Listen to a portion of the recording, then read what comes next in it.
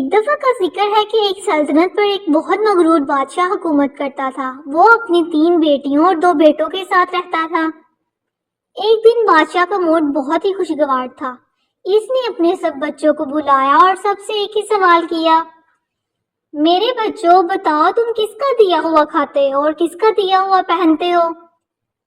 سب سے بڑی شہزادی بادشاہ کے پاس آئی اور اس نے بادشاہ سے کہا، بادشاہ سلامت، ہم آپ کا دیا ہوا کھاتے ہیں اور آپ کا دیا پہنتے ہیں۔ یہ جواب سن کر بادشاہ کو بہت خوشی ہوئی۔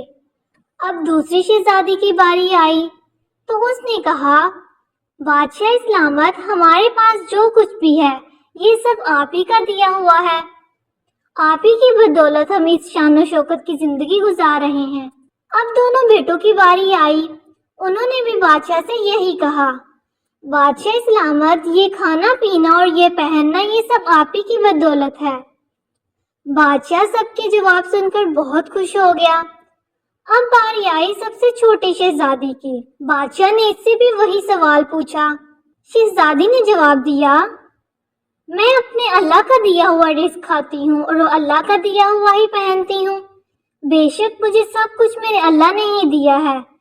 یہ سن کر بادشاہ غصے میں آ گیا اور اس نے سپاہیوں کو حکم دیا، جاؤ اس کو جا کر جنگل میں چھوڑ آؤ، میں دوبارہ اس کی شکل بھی نہیں دیکھنا چاہتا۔ جب اس کو جنگل میں نہ کھانے کو ملے گا اور نہ پہننے کو، پھر اس کی عقل ٹھکانے آ جائے گی۔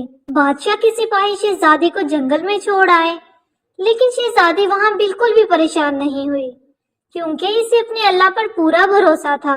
جو کچھ بھی میرے نصیب میں ہے وہ مجھ سے کوئی بھی نہیں چھین سکتا، چاہے میں کہیں بھی رہوں۔ دیکھتے شام ہونے لگی۔ اب وہ شہزادی لکڑیاں جلا کر ان کے پاس ہی سو گئی۔ صبح جب شہزادی جاگی تو وہ ادھر ادھر گھوم کر پھل تلاش کرنے لگی۔ ابھی وہ پھل تلاش کر ہی رہی تھی کہ اسے ایک جھونپڑی نظر آئی۔ اسے بہت حیرانی ہوئی کہ اس جنگل میں یہ کس کی جھونپڑی ہو سکتی ہے۔ وہ جب جھونپڑی کے اندر گئی تو اس نے دیکھا کہ ایک بوڑھا آدمی بیماری کی حالت میں بستر پر لیٹا ہوا ہے۔ وہ پانی مانگ رہا ہے۔ اس نے اس بوڑھے آدمی کو پانی پلایا۔ اب شہزادی نے دیکھا کہ بوڑھے آدمی کی جھونپڑی میں ایک سفید بکری بھی بندھی ہوئی ہے۔ اس نے بکری کا دودھ نکالا اور بوڑھے آدمی کو پلا دیا۔ آہستہ آہستہ وہ بوڑھا آدمی کچھ دنوں میں ٹھیک ہو گیا۔ جب وہ بوڑھا آدمی ٹھیک ہو گیا تو اس نے شہزادی سے کہا، بیٹی تمہارا بہت بہت شکریہ، تم نے میرا اتنا خیال رکھا۔ اور بیٹی تم مجھے یہ بتاؤ، تم اتنی سنسان جنگل میں کیا کر رہی ہو؟ اب شہزادی نے اس کو سارا ماجرا سنایا کہ اس کے ساتھ کیا ہوا اور وہ کیسے اس جنگل میں پہنچی۔ وہ بوڑھا آدمی بہت نیک اور رحم دل تھا۔ اس نے شہزادی کو اپنی جھونپڑی میں رہنے کی اجازت دے دی۔ اب شہزادی اس جھونپڑی میں رہنے لگی۔ کچھ دن گزرے تو اس بوڑھے آدمی نے شہزادی سے کہا، مجھے کام کے سلسلے میں کچھ دنوں کے لیے شہر جانا پڑے گا، تم یہاں دھیان سے رہنا۔ اب شہزادی اس جھونپڑی میں آرام سے رہنے لگی۔ وہ ہر روز بکری کا دودھ ایک برتن میں نکالتی، آدھا دودھ وہ خود پیتی اور آدھا دودھ وہ برتن میں ڈال کر جھونپڑی سے باہر رکھ دیتی تاکہ کوئی جانور پی لے۔ ایک دن جب وہ جھونپڑی سے باہر آئی تو اس نے دیکھا کہ ایک سانپ برتن میں رکھا ہوا دودھ پی رہا ہے۔ شہزادی اسے دیکھ کر بالکل بھی نہیں ڈری، بلکہ وہ خاموشی سے اس سانپ کو دیکھنے لگی۔ کچھ ہی دیر میں جب سانپ نے دودھ پی لیا تو اس نے اپنے منہ سے ایک لال رنگ کا ہیرا اگلا اور وہاں سے چلا گیا۔ شہزادی نے اب اس ہیرے کو اٹھا لیا۔ وہ بہت ہی چمکتا ہوا اور نایاب ہیرا تھا۔ شہزادی کو اپنی ماں کی بات یاد آ گئی کہ جب بھی سانپ بہت زیادہ خوش ہوتا ہے تو وہ لال رنگ کا ہیرا اگلتا ہے۔ اب شہزادی ہر روز دودھ باہر رکھنے لگی اور سانپ بھی اب ہر روز دودھ پینے آتا اور دودھ پیتا اور ایک ہیرا اگلتا اور وہاں سے چلا جاتا۔ اس طرح شہزادی کے پاس ڈھیر سارے ہیرے جمع ہو گئے۔ اب جب بوڑھا آدمی واپس آیا تو شہزادی نے اسے ہیرے دکھائے تو اسے دیکھ کر بوڑھا آدمی بولا، ارے یہ تو بہت ہی قیمتی ہیرے ہیں۔ اب شہزادی نے ان میں سے چند ہیرے اس بوڑھے آدمی کو دے دیے اور اسے کہا، آپ جب بھی چاہیں ان ہیروں کو شہر میں جا کر بیچ آئیں اور وہاں سے محل بنانے والے مزدوروں کو ساتھ لائیے گا۔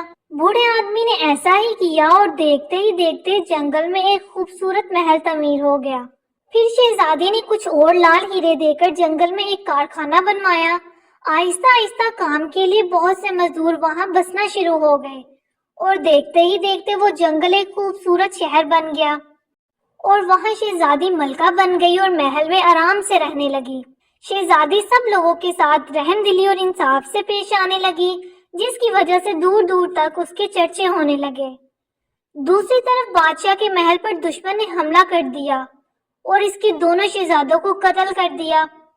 بادشاہ اور اس کی دونوں بیٹیوں کو وہاں سے جان بچا کر بھاگنا پڑا۔ بادشاہ بہت پریشان ہوا کہ اب کہاں جایا جائے۔ آخر وہ چلتے چلتے اور اس کی دونوں شہزادیاں جنگل میں نکل آئے اور شہزادی کے محل کے پاس پہنچ گئے۔ محل دیکھتے ہی بادشاہ کی دونوں بیٹیوں نے بادشاہ سے کہا، ابا جان، ہمیں اندر جا کر یہاں کے بادشاہ سے مدد مانگنی چاہیے۔ اب وہ محل کے اندر چلے گئے جہاں شہزادی پہلے سے موجود تھی۔ شہزادی کو دیکھ کر بادشاہ نے فوراً اسے پہچان لیا اور اسے اس عالیشان محل میں دیکھ کر بہت حیران ہوا۔ میں نے تو تمہیں محل سے نکال دیا تھا اور اس وقت نہ تو تمہارے پاس کچھ کھانے کو تھا اور نہ پہننے کو، پھر یہ عالیشان محل اور اتنی شان و شوکت کہاں سے آئی تمہارے پاس؟ بادشاہ سلامت، میں نے آپ سے کہا تھا نا کہ میں خدا کا دیا ہوا کھاتی ہوں اور اسی کا دیا پہنتی ہوں، تو دیکھ لیجئے، آپ نے مجھے تنہا جنگل میں چھوڑ دیا تھا، لیکن میرے اللہ نے مجھے کہاں سے کہاں پہنچا دیا۔ اس نے نہ صرف مجھے کھانے کو دیا بلکہ یہ عالیشان محل بھی دے دیا۔